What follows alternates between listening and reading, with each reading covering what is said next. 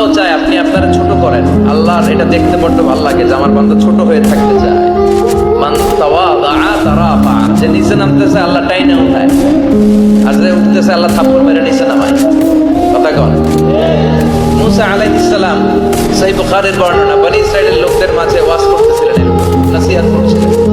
একজন দাঁড়িয়ে বলল, ইয়া নবী আল্লাহ মুসা, মান আ'লামুন নাস ফিল আরদ।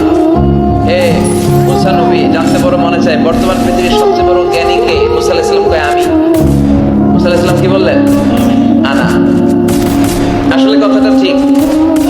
আল্লাহ যখন যে নবীকে পৃথিবীতে পাঠায় তখন তাকে সবচেয়ে বেশি জ্ঞান দিয়ে পাঠায়, সেই হিসেবে ঠিকই উনি সবচেয়ে জ্ঞানী। কিন্তু উনি এইভাবে নিজেকে সবচেয়ে বড় জ্ঞানী বলে দিবে, এটা আল্লাহর পছন্দ হয় না। আল্লাহ চেয়েছিলেন মুসা আলাইহিস সালাম যেন বলে আল্লাহু আ'লাম, আল্লাহই জ্ঞানী।